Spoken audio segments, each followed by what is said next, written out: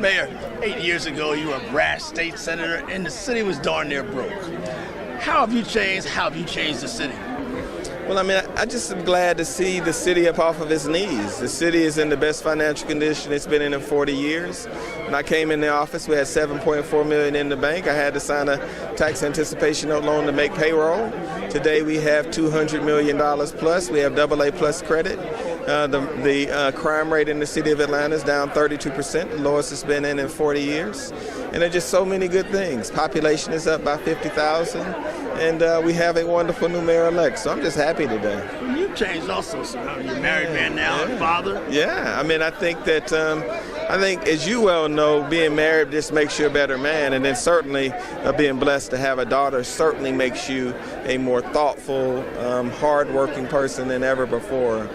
My wife, Sarah Elizabeth, and Maria Kristen, they just mean everything in the world to me. So I'm definitely a better person than I was when I got sworn in 8 years ago. You have some critics, as every elected official does, the Bill Torpes of the world.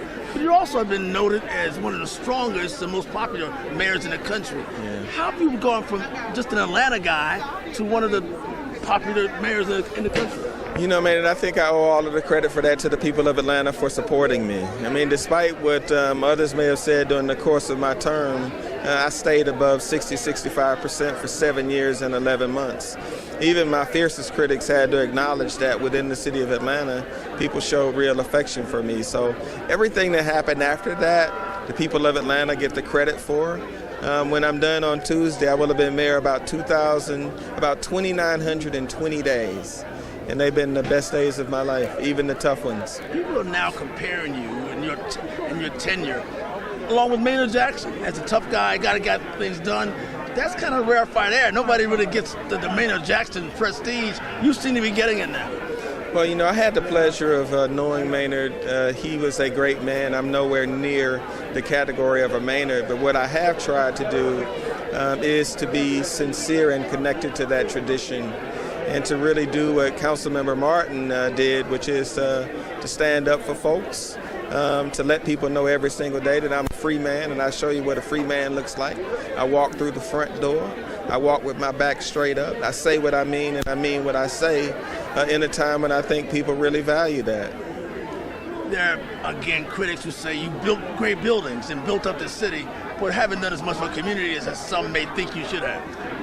I think that those people don't really have a sense of where we were. When I walked in the door, the city was broke.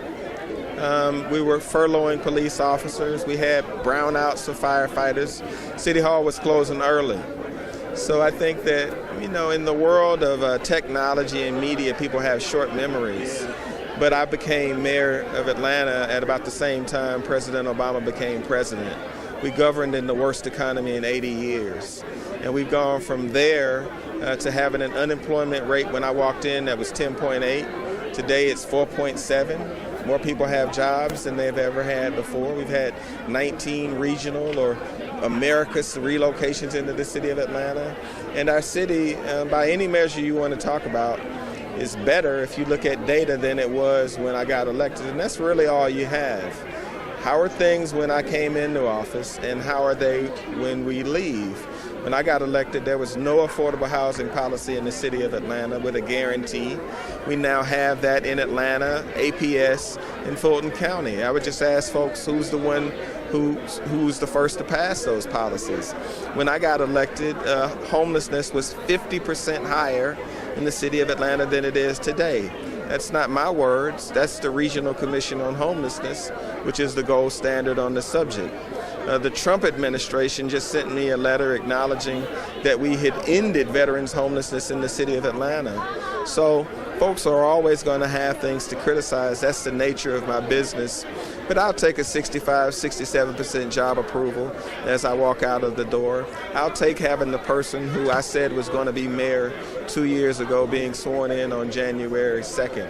I'm not going to have a bad day on January 2nd or January 3rd. I'm going to watch the swearing-in ceremony, and I'm going to feel a deep sense of peace and joy because the woman who I believe should be mayor is going to be sworn in as mayor. Again, the critics had a field day with you doing that last campaign. Yeah, they did. We beat them all. I mean, the great thing is about elections is on election day, there's a winner and there's a loser. And so to everybody that had something to say about me, the fact of the matter is the people of Atlanta, they settled that issue. They picked a side. And so in politics, and a winner was chosen, and we beat them all. But you helped engineer that, though, didn't you, sir? I mean, I had a booker in that last-minute stuff. You know, I had something to do with it, but the bottom line is that the bulk of the credit belongs to Keisha Lance Bottoms for fighting the fight and doing what was necessary to win. But as it relates to critics, everybody on the other side lost. And that's the business that we're in.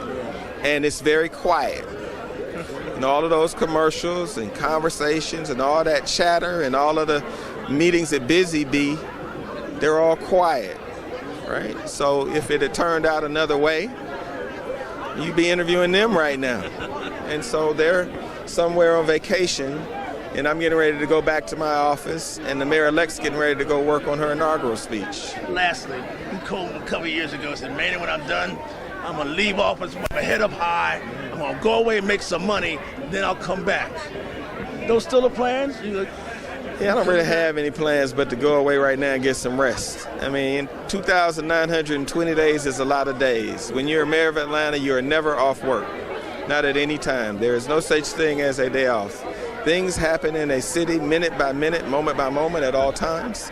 And you have an obligation to be available and ready. And so, you know, I look forward to going and not having a schedule and maybe growing a mustache like you, maybe growing a little beard.